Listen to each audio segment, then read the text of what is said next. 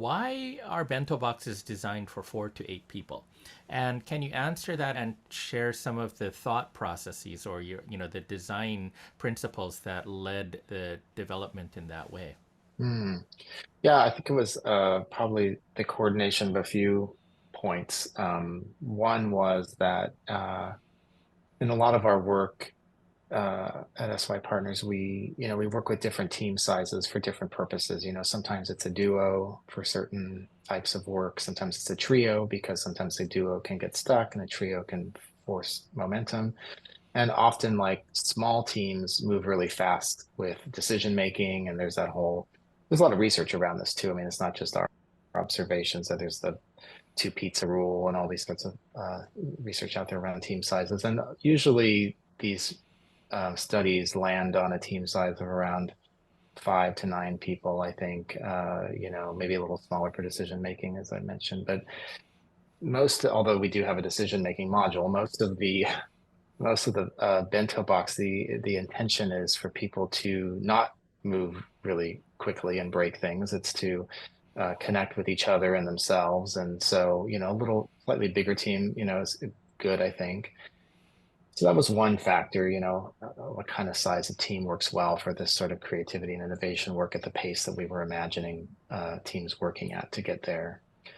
And then on the other side, just quite pragmatic things. I mentioned the analog nature of what we were designing, and so we had some limitations around printing. There's only such a large size you can double side digital print paper at, and so we were trying to push that as far as we could because we believe large.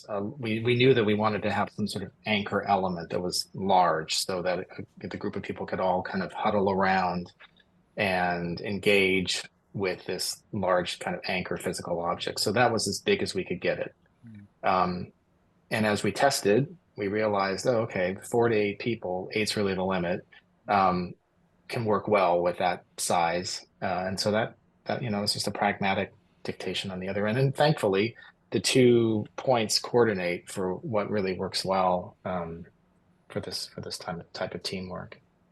Uh, I think as a add-on to that, I would just say that for me and having worked with the Bento Box and having seen several teams undergo the process, there's a certain intimacy that evolves from a Bento Box process. So one, it's a pretty safe space in which people are operating. And so we see that play out where barriers come down fairly easily in a smaller place. There's less ego involved in the process in the smaller group. The other thing that happens is that when we have larger groups than 4 to 8 people, we will split them into multiple teams and then just do a debrief after it. And sometimes the ideas are surprisingly alike, and many times they're surprisingly diverse. And mhm. so having the ability to work in smaller teams and then have the smaller teams kind of connect and share their ideas to get to a larger team, I mean, kind of gets to the point of how these things can actually take root and scale in an organization where multiple bento boxes are used in a longer term project of transformation or cultural change.